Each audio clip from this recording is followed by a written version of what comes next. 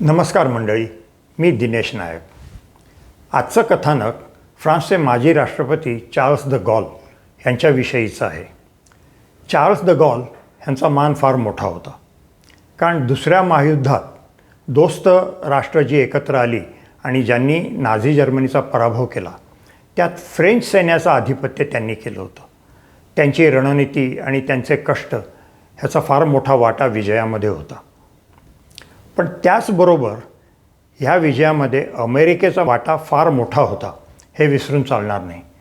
कारण अमेरिकेने मोठ्या प्रमाणावर संसाधनं ओतली, मनुष्यबळ दिलं, शस्त्रास्त्र दिली, दारुगोळा दिला, इतकंच काय गणवेशाचे कापड आणि बूटसुद्धा दिले.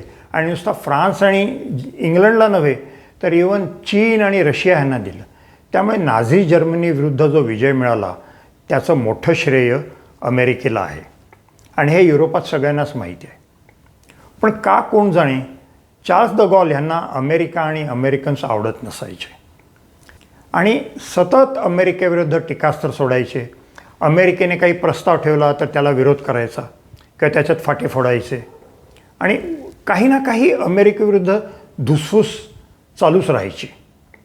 एकदा असाच काहीतरी त्यांना विषय मिळाला आणि त्यांनी अमेरिकेवरती प्रचंड टीकास्त्र सोडलं. त्यामुळे त्यांची समजूत काढण्यासाठी तत्कालीन अमेरिकन सरकारने एक वरिष्ठ नेते त्यांना फ्रान्सला पाठवलं. त्यांचं नाव होतं ॲव्हरेल हॅरिमन. हे गृहस्थ अगोदर अमेरिकेचे राजदूत होते वेगवेगळ्या देशात. त्याच्यानंतर ते डेमोक्रॅटिक पक्षात आले. वेगवेगळ्या पातळ्यावर त्यांनी काम केलं आणि कॅबिनेट दर्जाच्या पदावरती त्यांनी काम केलं. अतिशय हुशार आणि चतुर व्यक्ती आणि लोकप्रिय पण होते.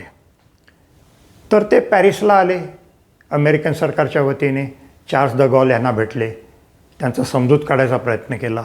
त्यांना अनेक प्रकाराने समजावलं, अनेक तथ्य त्यांच्यासमोर ठेवली.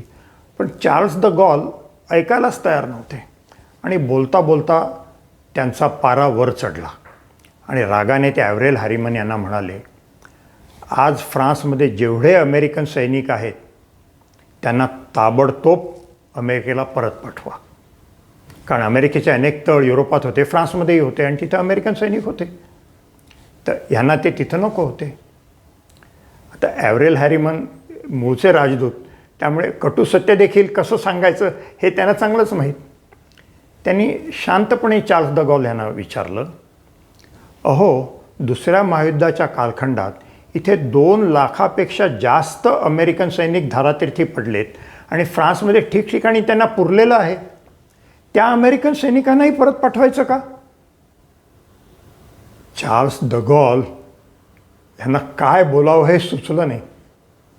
अगदी निरुत्तर झाले आणि बघत राहिले आणि तो वाद तिथंच संपला. तर मंडळी, हे पचका पुराण कसं वाटलं कमेंट सेक्शनमध्ये जरूर कळवा. लवकरच परत भेटू एका नव्या कहाणीसकट. नमस्कार.